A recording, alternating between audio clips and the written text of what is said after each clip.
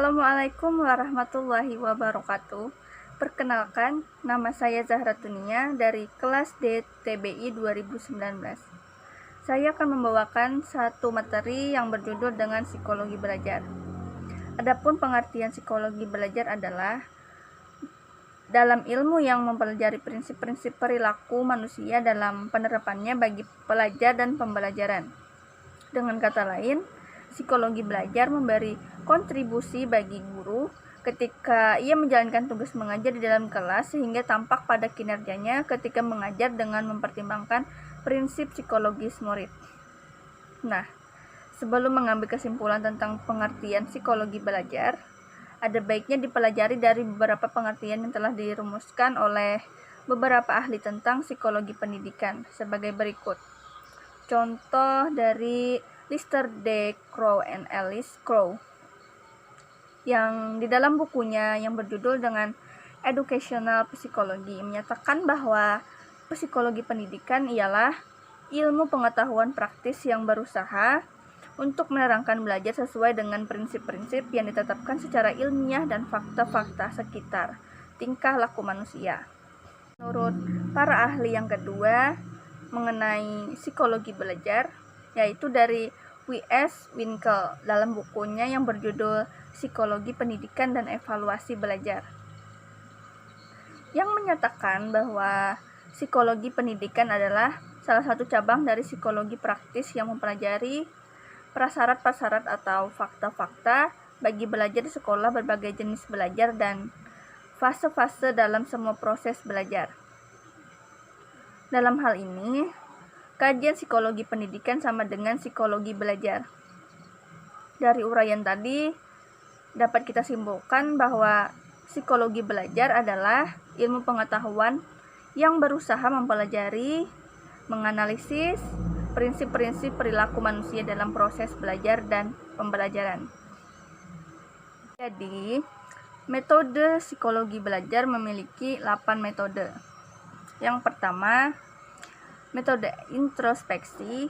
2. Metode ekstrospeksi. Yang ketiga, questionnaire. Keempat, interview. 5. Biografi. 6. Metode klinis. Ketujuh, metode eksperimen. Dan 8. Metode testing. Dari 8 metode tadi, saya akan menjelaskan salah satu metode, yaitu metode introspeksi. Jadi, arti kata introspeksi adalah melihat ke dalam atau intro yang artinya ke dalam dan speksi dari specture yang artinya melihat. Metode ini merupakan suatu metode yang penyelidikannya dengan melihat peristiwa-peristiwa kejiwaan ke dalam dirinya sendiri. Metode introspeksi ini dapat eksperimental dan dapat pula non-eksperimental. Kelemahan pokok yang sering dikemukakan dalam metode ini adalah bahwa metode ini bersifat subjektif karena orang sering tidak jujur dalam mengadakan penelitian terhadap dirinya sendiri, apalagi mengenai hal-hal yang tidak baik. Lalu, fungsi psikologi belajar menurut Geek and Berliner antara lain menjelaskan, memprediksikan, mengontrol fenomena, dan dalam pengertiannya sebagai ilmu terapan. Dengan demikian, psikologi belajar dapat membantu guru untuk memahami bagaimana individu belajar. Dengan mengetahui individu belajar, kita dapat memilih cara yang lebih efektif untuk membantu memberikan kemudahan, mempercepat, dan memperluas proses belajar individu. Contohnya seperti misalnya guru ketika mengajar seorang murid, guru harus melihat dalam psikologi si murid itu seperti apa, kelemahan-kelemahan yang dimiliki si murid itu seperti apa untuk memudahkan si murid itu menyerap ilmu yang diberikan kepada si guru itu. Jadi, fungsi psikologi belajar itu seperti itu.